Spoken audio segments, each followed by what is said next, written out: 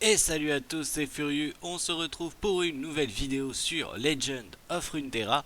Donc vidéo qui va avoir pour but de vous présenter la variante du deck que je vous ai présenté hier mais avec Demacia.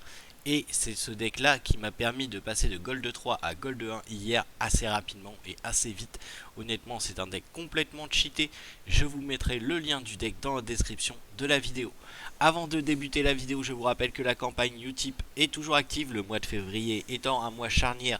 Je vous invite à aller voir de plus en plus de pubs Utip dès que vous en avez disponible. Allez les regarder, ça va soutenir la chaîne et permettra de produire du contenu quotidiennement. De plus, nous avons atteint les 4000 abonnés sur YouTube. Félicitations, ça fait plaisir.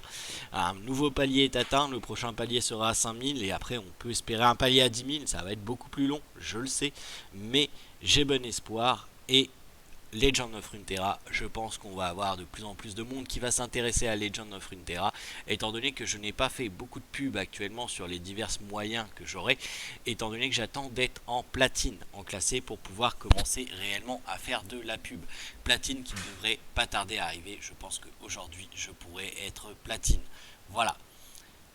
Alors, maintenant on va parler du deck. Hop. Donc, au niveau du deck, qu'est-ce que nous avons comme créature? Vous allez voir que ça se ressemble étrangement. Nous avons 3 aristocrates malchanceux, 2 marques des îles, 3 horreurs arachnoïdes, 2 lances noires, 2 hélises, 2 aperçus de l'au-delà, 3 spectres brumeux, 2 villes festins, 3 orateurs de l'aube, et ça c'est un gros plus pour ce qui est du deck. Nous avons 3 araignées frénétiques, 2 ripostes, 3 invocatrices de spectre, 2 faibles gémissements, une atrocité, 3 écarim, 2 rasa, une vengeance et un conquérant, un commandant Ledros. Donc encore une fois, nous avons du gros contenu. Voilà, on va espérer que ça se passe pas trop mal hein, en termes de partie maintenant. Parce que comme vous pouvez le voir, je suis Gold 1 avec 28 LP. Donc on va espérer pouvoir passer en platine aujourd'hui. Allez, c'est parti, on y va, on va tester directement ce deck là. Si vous étiez présent sur le live d'hier soir, eh bien vous l'avez déjà vu en action. Sinon, je vous invite à nous rejoindre sur les lives. De plus, avec les 4000 abonnés, je vais faire une rotation maintenant entre les lives, c'est-à-dire que le mardi, je vais live sur Twitch, le mercredi, je vais live sur YouTube, le jeudi sur Twitch, le vendredi sur YouTube, le samedi sur Twitch et le dimanche sur Sigma eSport, donc sur Twitch également. Voilà, donc même si vous n'êtes que sur YouTube, vous pourrez profiter des lives également à présent. Bon, on est sur un deck insaisissable, le deck sans héros hein, qui a gagné le dernier tournoi. Donc forcément ça risque d'être un deck un peu compliqué.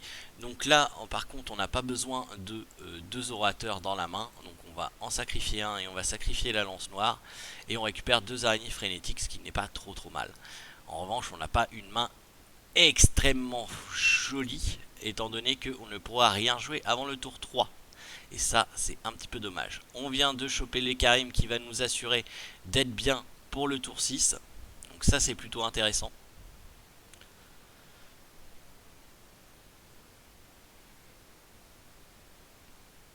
Alors tout de suite on va jouer une araignée frénétique. Étant donné que c'est à son tour d'attaquer, je veux qu'il m'inflige que 1.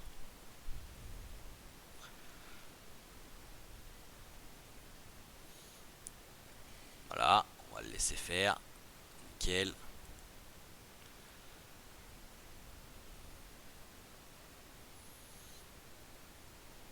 Là on va invoquer l'invocatrice en espérant avoir un spectre. Nous avons un spectre, c'est nickel. On reprend le board, très important de reprendre le board avec ce deck là hein, et d'attaquer le plus possible. J'ai vu hier un deck araignée qui n'attaquait jamais. Et un deck araignée c'est pareil, c'est fait pour attaquer, attaquer, attaquer, attaquer, attaquer. Tout le temps.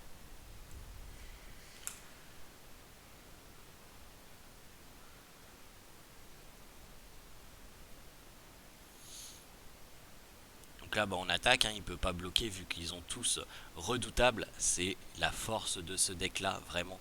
Le fait qu'il y ait du redoutable, C'est vraiment horrible. Donc là, il va aller bloquer. Il va aller bloquer. Malheureusement, on ne peut pas jouer nous notre sort à 4 hein, pour avoir le plus 3 plus 0. Donc bah c'est pas grave, hein, on va perdre la spectre. Elle a fait son travail, elle a invoqué son... Enfin l'invocatrice, elle a invoqué son spectre. Et on a gardé les 3 qui vont nous être très très utiles, vous le verrez. Je sais pas s'il va attaquer ou s'il va jouer quelque chose. J'aimerais bien qu'il joue quelque chose, très honnêtement.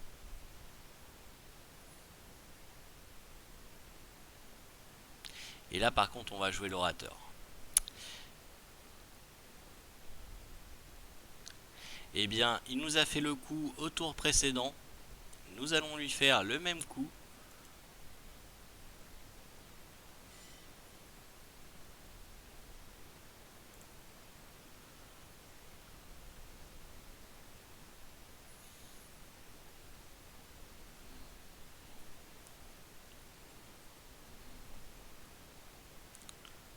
Il décide de nous faire chier.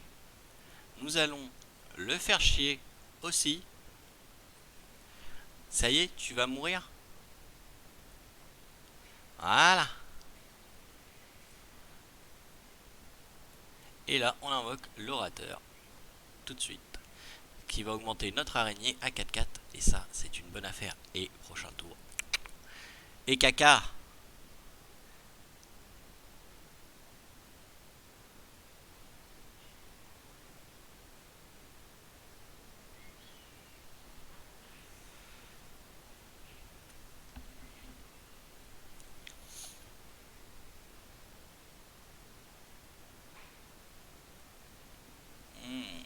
Oh, et caca, caca.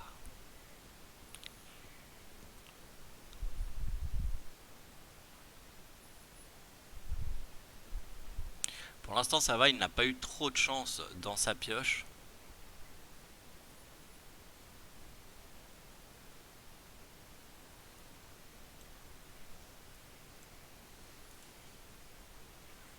Et je vous rappelle que les éphémères comptent comme une mort.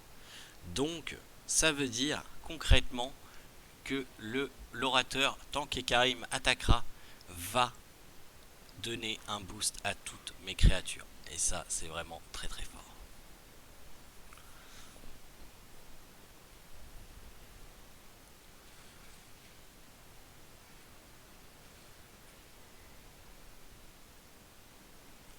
Là, on va voir ce qu'il va jouer. Une 1. Donc... Ah, l'orateur. Ça, c'est plus chiant, ça.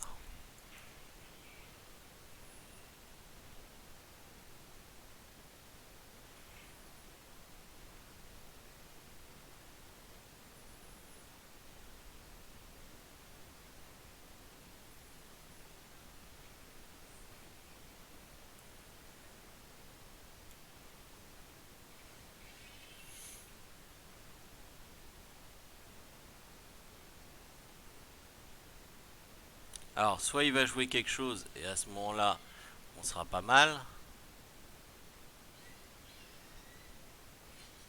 Non, il joue rien. Et bien à ce moment-là, nous allons bloquer avec ça. Et c'est très bien parce qu'on va pouvoir jouer l'araignée frénétique après.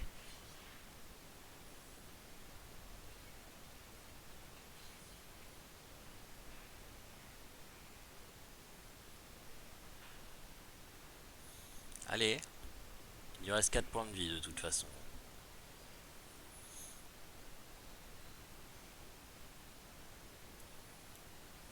Malheureusement pour lui, il ne tuera pas mon orateur.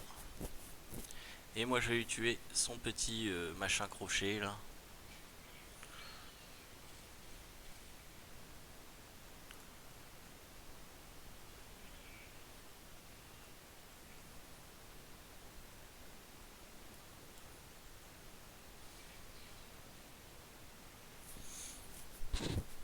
Et là, il a plus que 2 créatures pour bloquer.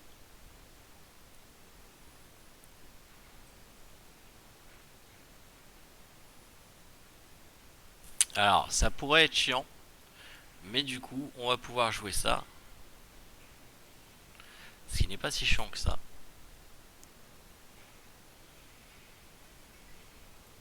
Donc, du coup, bah, on attaque. Hein.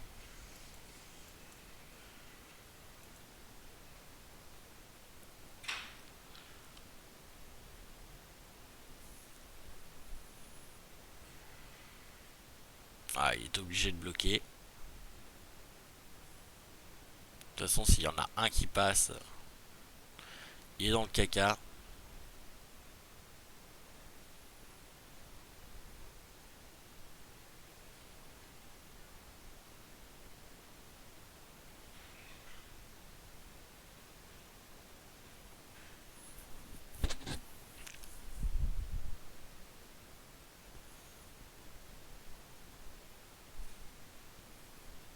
Voilà. Donc on augmente encore. Vous voyez la puissance de ce deck. Hein. Et pourtant, j'ai pas eu une main exceptionnelle au départ. Mais vraiment pas. Hein. On est très loin de la main exceptionnelle. Hein. De toute façon, je vous le dirai hein, quand j'aurai une très belle main. Et vous verrez, ça sera voyant de toute façon. Allez, on y va sur une deuxième game. On va essayer de tester ça sur 3 games. Hein. Même si je sais que le deck fonctionne bien. Hein.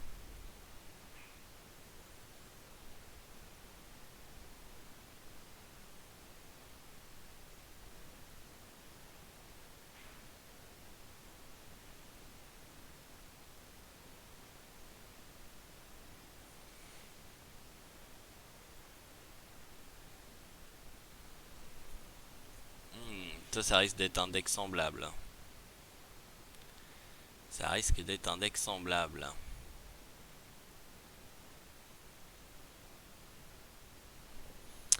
Alors, vous voyez, ça c'est pas une super main non plus. On va enlever l'araignée frénétique. Garder l'orateur quand même. Ah, ça c'est bien par contre. Pouvoir jouer quelque chose tour 1, c'est très intéressant. Et en plus tour 2, on pourra jouer ça pour sacrifier ça. Faire pop une araignée.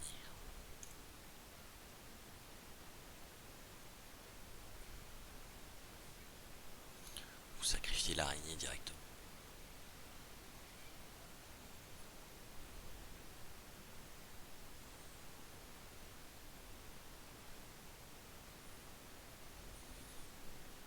Après ça dépend ce qu'on va piocher. Ah bah non, bah voilà. On va jouer ça. La même chose que lui d'ailleurs.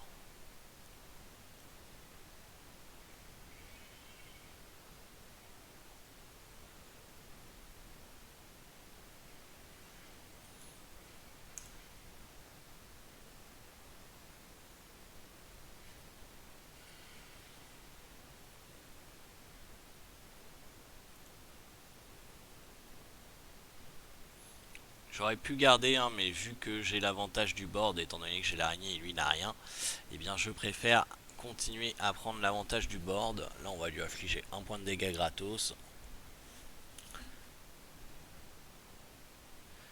Et on va jouer l'orateur.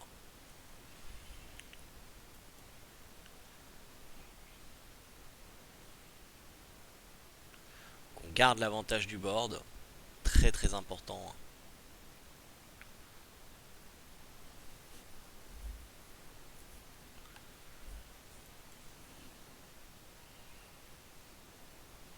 Et le spectre qui pop. Très très bonne chose. Nous allons bloquer avec le spectre d'ailleurs.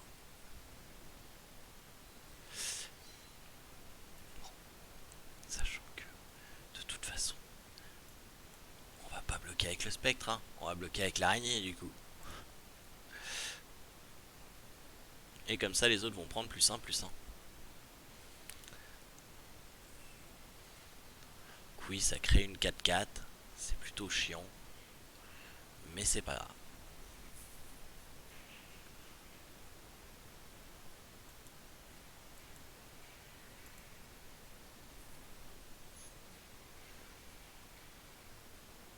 Voilà, je me doutais bien qu'il allait bloquer comme ça. Donc ce qu'on va faire tout simplement, c'est ça.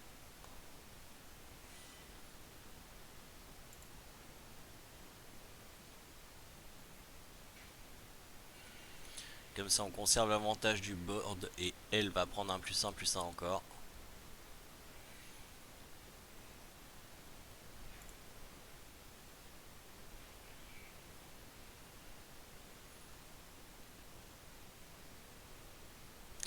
Un autre petit spectre, ça fait extrêmement plaisir.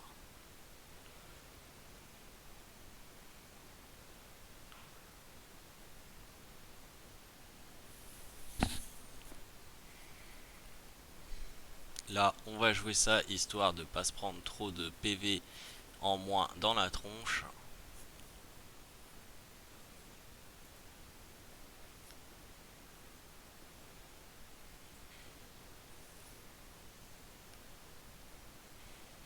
Voilà. Ça peut pas bloquer, donc on peut attaquer directement avec tout au prochain tour. Ce qui veut dire réduire ses points de vie à 10. J'ai même envie de dire à plus que ça.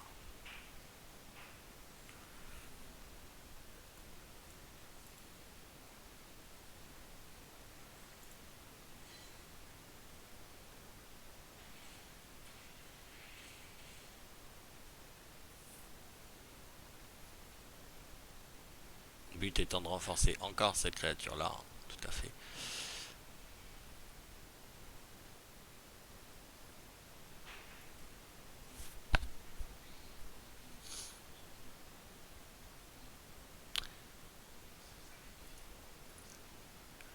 Tu viens allié pour invoquer un adepte aléatoire de n'importe quelle région. Ok. On va passer, on va garder les deux parce que ça c'est chiant.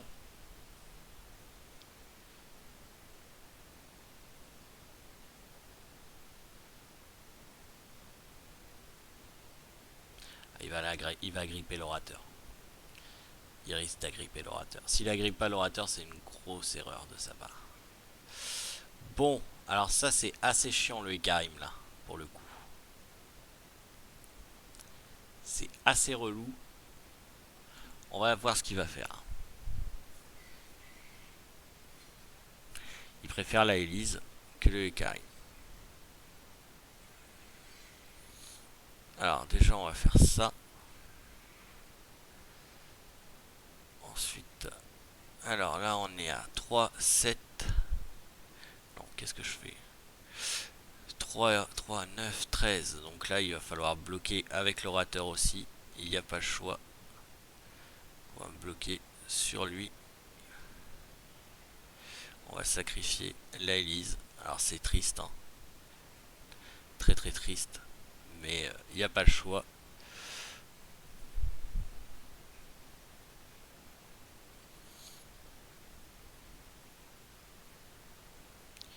Il rejette. Soit. Et bien ce qu'on va faire, c'est la sacrifier.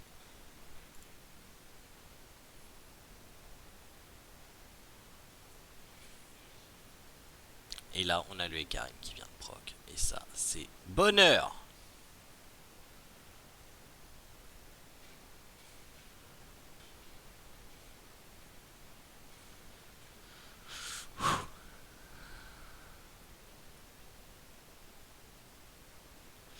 Alors.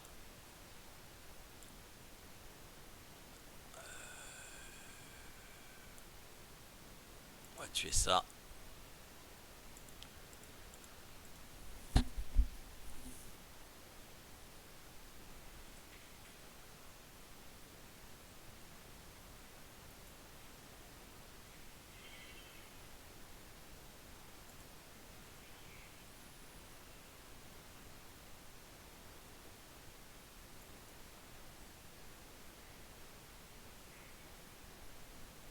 Ça va être chaud.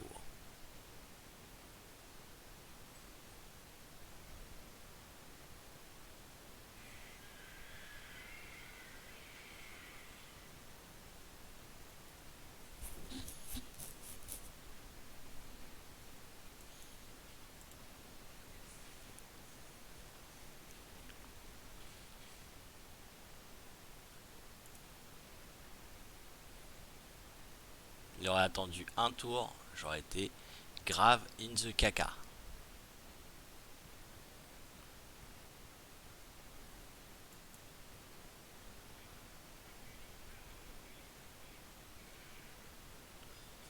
Donc, alors... Bon, on doit tout bloquer. Hein. On n'a pas le choix.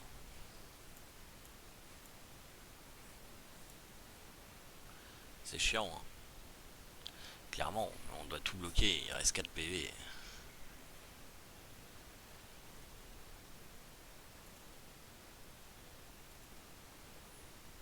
Oh là là là là. Ah là, on a eu une saloperie de main quand même.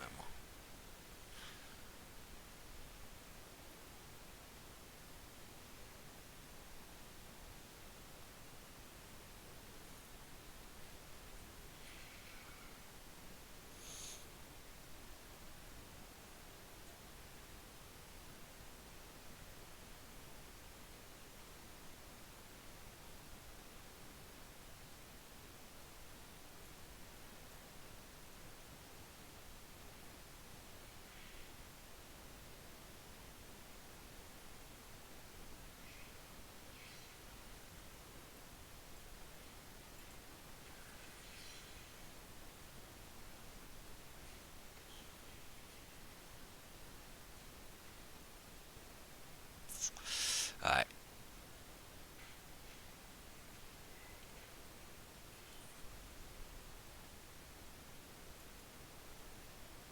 Malheureusement, on ne s'en sortira point.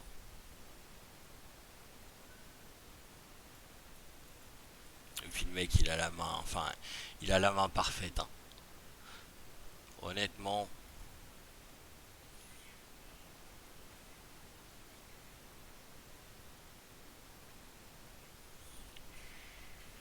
Bon. Alors, réfléchissons. On va bloquer lui.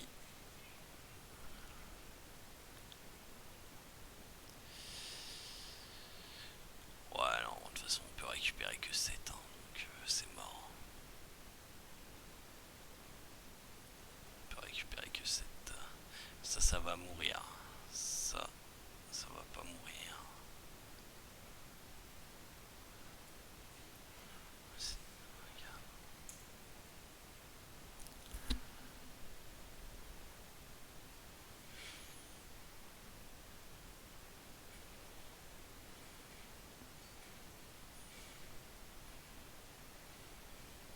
C'est triste.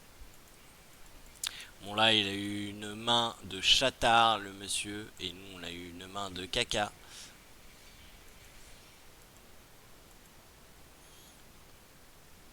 Alors ça limite hein, la RNG ce deck. Mais ça ne l'enlève pas totalement hein, de toute façon. Ça, à partir d'un moment où t'as de la pioche, t'as de la RNG.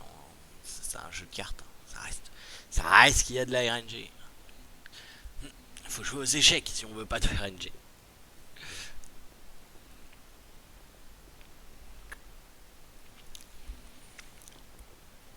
Bon, ben voilà. Nous avons un deck miroir, clairement. Sauf que c'est la version Ionia qu'il a, lui. Alors là, par contre, vous voyez, en revanche, on va garder le Ekarim pour être sûr qu'au tour 6, on ait Ekarim dans la main. Là, on n'a rien pour le tour 1. C'est un petit peu chiant. Ah bah si, bah voilà. Magnifique.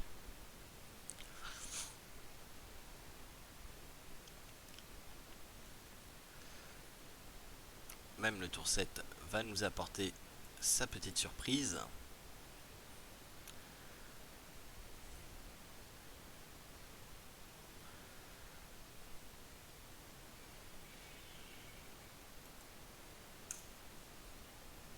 Fallait qu'il pose lui. Hein. Il aurait pas pu en poser un autre.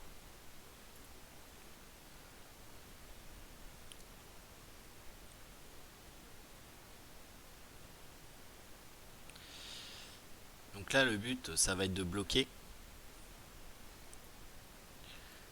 Clairement. Avec ça. Pour tuer une de ces araignées. Enfin, une de ces créatures. Je sais pas s'il va oser attaquer avec Elise. Il ose attaquer avec Elise. Alors, du coup, bah, ce qu'on va faire, c'est qu'on va faire ça. Non. On va faire ça. On va faire ça. Et on va faire ça.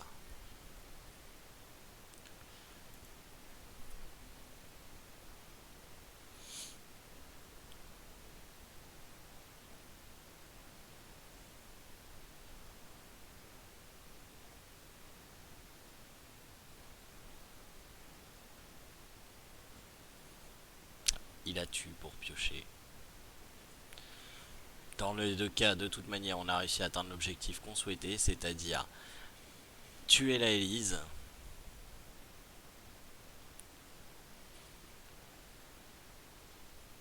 Une petite araignée serait intéressante. Malheureusement, nous n'avons pas de petite araignée. Ce n'est pas intéressant. Du coup, on va attaquer avec ça. On va voir ce qu'il va faire. S'il la bloque avec sa 3-2 et qu'il la tue, à ce moment-là, on fera un appel de l'au-delà sur l'araignée. Bon, non, il utilise son autre petite araignée et il va la tuer pareil. Donc, plutôt que de faire ça, eh ben, nous allons faire la même chose que lui a fait au tour d'avant, c'est-à-dire la tuer et piocher des cartes. Ce qui serait pas plus mal parce que là on est à 2 créatures à 6, une créature à 7, sachant que 2 Zekarim. C'est pas génial. Et il rejette. Peut-être qu'il va lui manquer ce rejet là, hein, clairement. Mais il l'a fait. Il va en assumer les conséquences.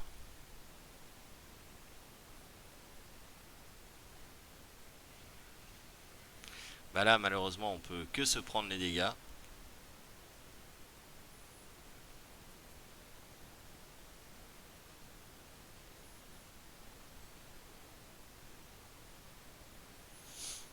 Parfait, je pouvais rien jouer jusqu'à ce qu'il fasse ça. Donc là, bah, clairement, on va utiliser ça pour tuer. Ça va être complexe, hein, on n'a pas une bonne main encore. Voilà, comme ça, sa 3-2 qui faisait chier la Élise n'existe plus. Mais ma Élise n'existe plus non plus. Bon, magnifique tout ça.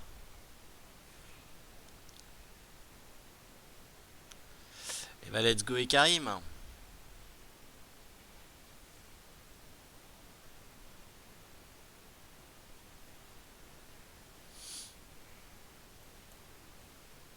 Et vu qu'il a tout utilisé, il pourra pas les empêcher d'être invoqués.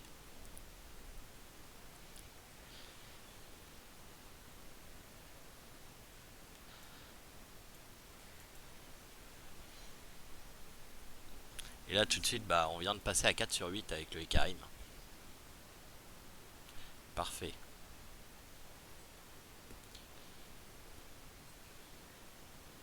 C'est pas grave, il est pas mort.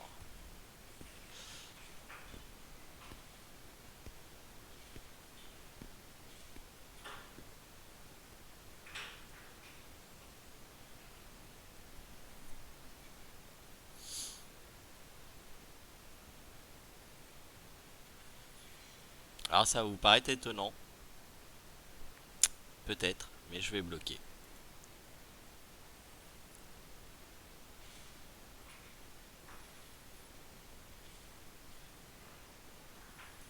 À cause de lui.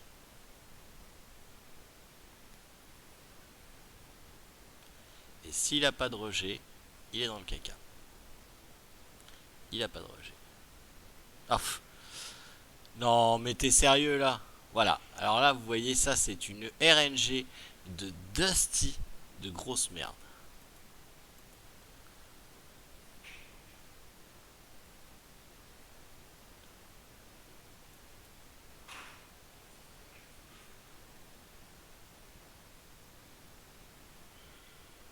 Voilà, c'est perdu. Clairement, hein, c'est la RNG.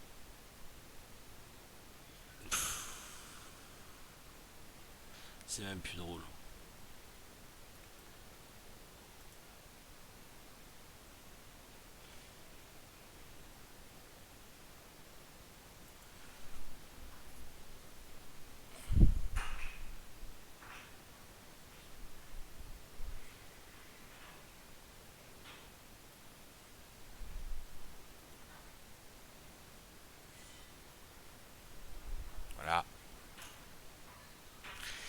clairement, ne pas faire de partie quand tout le monde travaille ou qu'il n'y a que les tryharders.